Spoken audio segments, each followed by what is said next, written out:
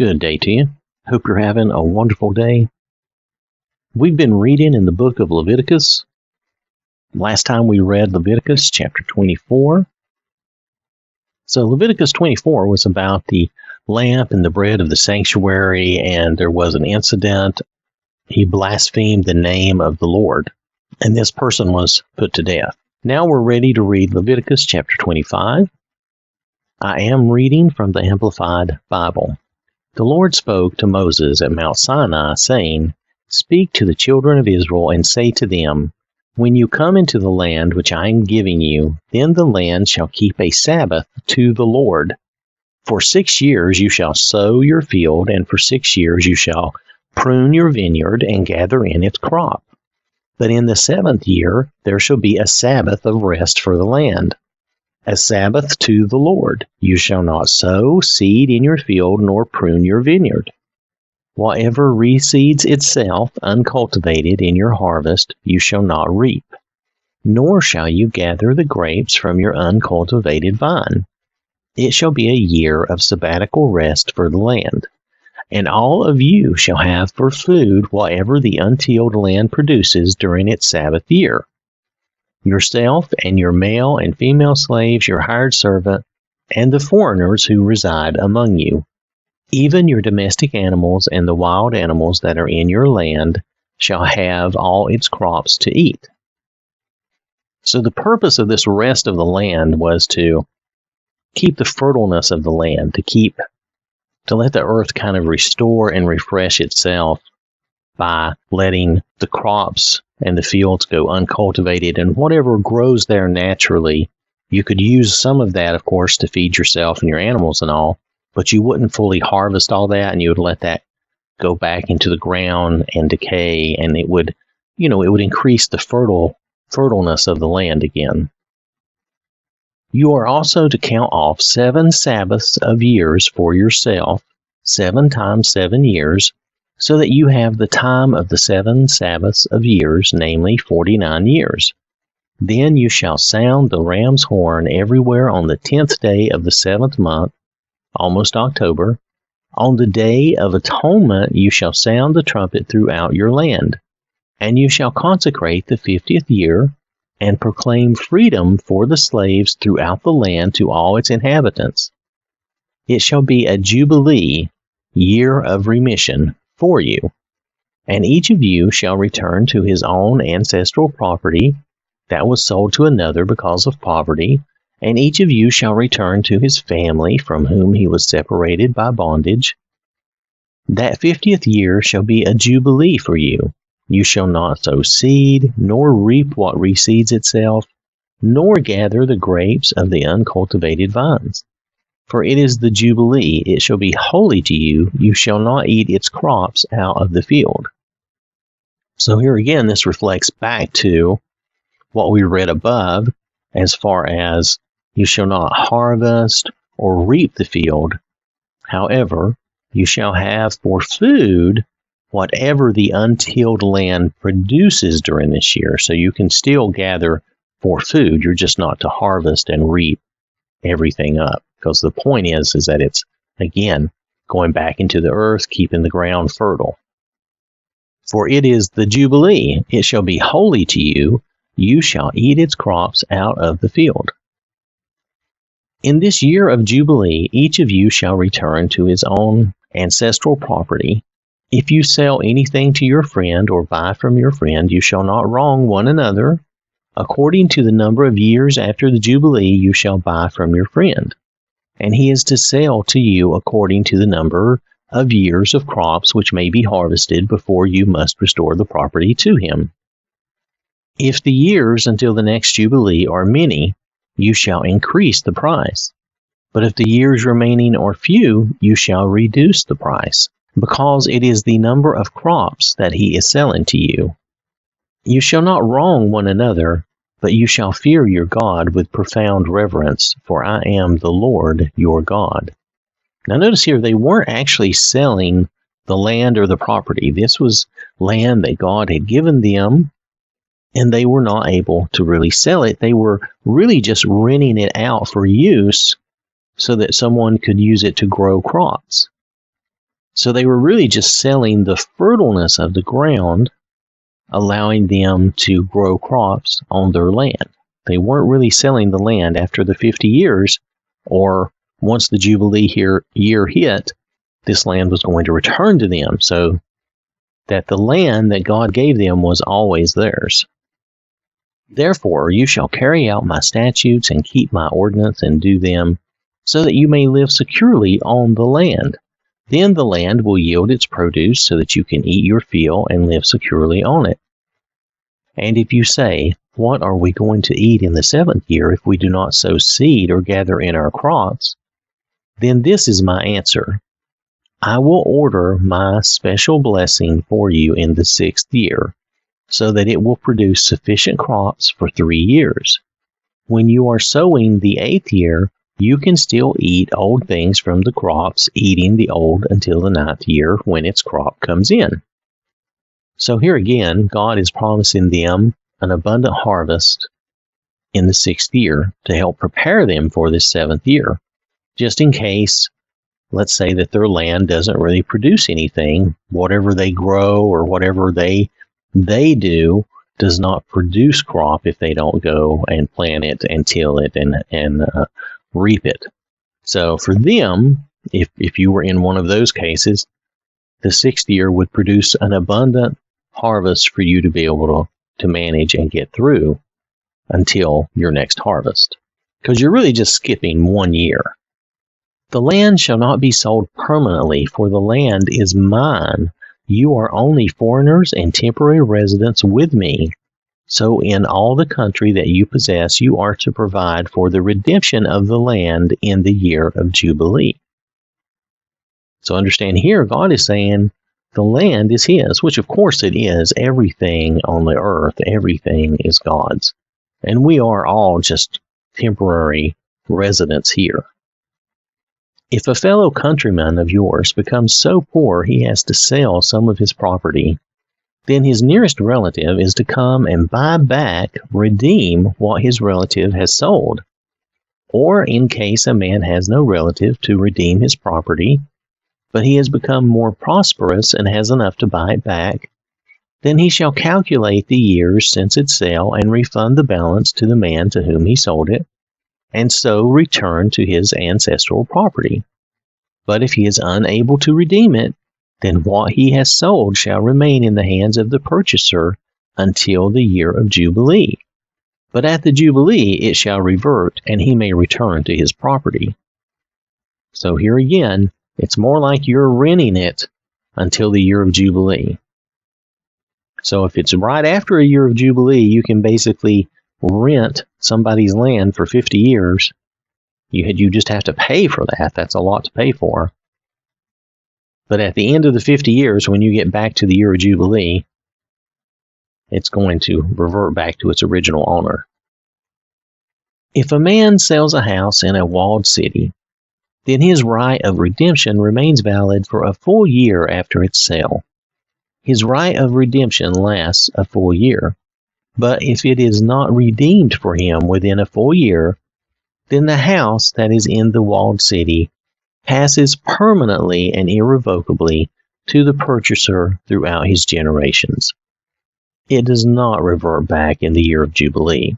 And the difference here is that this is not land that was given by God to the different tribes. These are dwellings within a city. The houses of the villages that have no surrounding walls, however, shall be considered as open fields. They may be redeemed and revert in the year of Jubilee. As for the cities of the Levites have a permanent right of redemption for the houses in the cities which they possess. You may remember they have certain cities that were given to them. Those are the Levite cities, but I don't remember which ones those are off the top of my head. Therefore, what is purchased from the Levites may be redeemed by a Levite, and the house that was sold in the city they possess reverts in the year of Jubilee. For the houses in the Levite cities are their ancestral property among the Israelites. But the pasture lands of their cities may not be sold, for that is their permanent possession. So they can't even sell the land that they have, because they do have some pasture land around their cities. Now that's something that they're given. Now if your fellow countryman becomes poor, and his hand falters with you, that is, he has trouble repaying you for something, then you are to help and sustain him with courtesy and consideration, like you would a stranger or a temporary resident without property, so that he may live among you. Do not charge him usurious interest, but fear your God with profound reverence, so your countryman may continue to live among you. You shall not give him your money at interest, nor your food at a profit. I am the Lord your God, who brought you out of the land of Egypt to give you the land of Canaan and to be your God. Notice here that even then, God is telling us not to take advantage of people just because they're having a hard time or they're having a rough spot in life, but rather we should try to help them in some way and give them a chance to get back up on their feet. And if your fellow countryman becomes so poor in his dealings with you that he sells himself to you as payment for a debt, you shall not let him do the work of a slave who is ineligible for redemption, but he is to be with you as a hired man, as if he were a temporary resident. He shall serve with you until the year of Jubilee, and then he shall leave you, he and his children with him, and shall go back to his own family and return to the property of his fathers. For the Israelites are my servants, whom I brought out of the land of Egypt. They shall not be sold in a slave sale. You shall not rule over him with harshness, severity, oppression. But you are to fear your God with profound reverence. As for your male and female slaves whom you may have, you may acquire male and female slaves from the pagan nations that are around you. Moreover, from the children of the strangers who live as aliens among you, from them you may buy slaves, and from their families who are with you, whom they have produced in your land, they may become your possession. You may even bequeath them as an inheritance to your children after you, to receive as a possession. You can use them as permanent slaves. But in respect to your fellow countrymen, the children of Israel, you shall not rule over another with harshness, severity, oppression.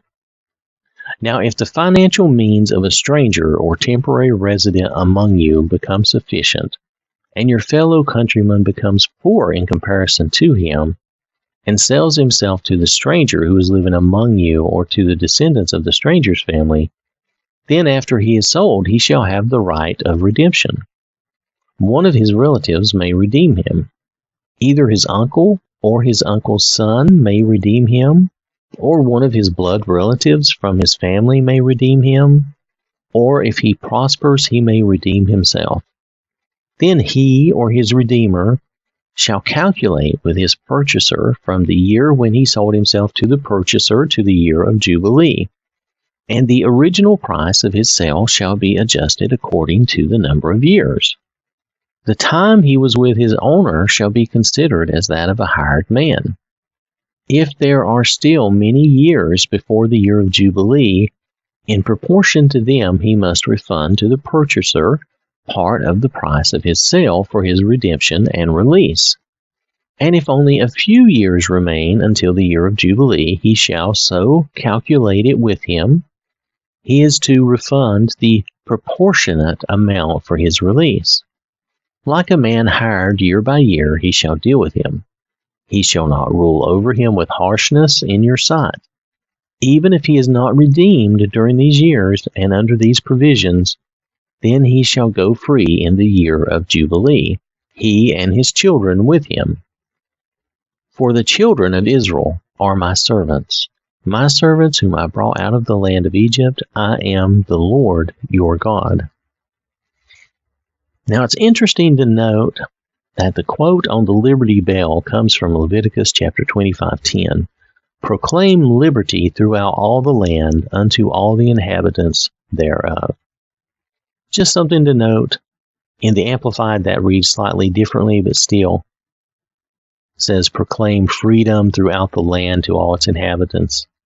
And that is, the year of Jubilee, a year of freedom. And that's what this country was based on, the idea of freedom, being free from oppression. And then we look at what the rules here are for the Israelites and the way they would indenture themselves to one another. They wouldn't truly be slaves because they would be freed on the year of Jubilee, and they also had the opportunity to redeem themselves or purchase their freedom.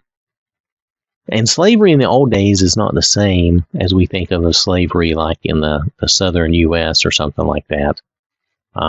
Slaves weren't always treated as harshly way back when as we think of. Now, yes, I'm sure sometimes they were treated just as harshly or even worse, but they weren't always, because slavery, how do I say this? It's not a nice thing ever, but it was a lot more commonplace in the old world. The reason that God gives them, He allows for the fact that they're going to have slaves from the people around them, because the nations around them are always warring and fighting and enslaving each other. It was not unusual at all in the old world. Thousands of years ago, that was the way things were done. The pyramids and things like that, those were all built with slave labor. Those were not just built by volunteers that came forward to do that. That's just not the way it worked. So we have to look at this in a factual way. So God gave them rules for handling slaves and slavery, and they were to not treat their fellow Israelites as slaves. They were not to do them the same way, because they could not possess them ever. They were God's. God says, these are my people. They may be indentured to you, they may work for you, but they can redeem themselves, and they are not yours. You do not own and possess them. You may have these other slaves from these other nations and these other people, and you can keep those and treat them as property, which we still look at as really bad, I know. But we have to look at the world they lived in then, how this was just a normal, common thing. That's just the way it was. And sometimes it was better to be a slave. Some people may not appreciate this, but there are times and situations, I'm sure, in the past where it was better to be a slave of someone like who would, at least treat you well and feed you and give you a place to live, than to be without nothing, totally on your own, and starve to death and not have any way to take care of yourself. I'm sure that happened to more than one person thousands of years ago in the old world, okay? And I'm sure there were lots of cases of abuse and stuff too. I'm not going to pretend that didn't happen. I'm sure that happened, and that's wrong. We know that's always wrong. Not going to gloss over that or try to make that sound like it's something better than it was. It's just a reality of the earth and the way people were at that time.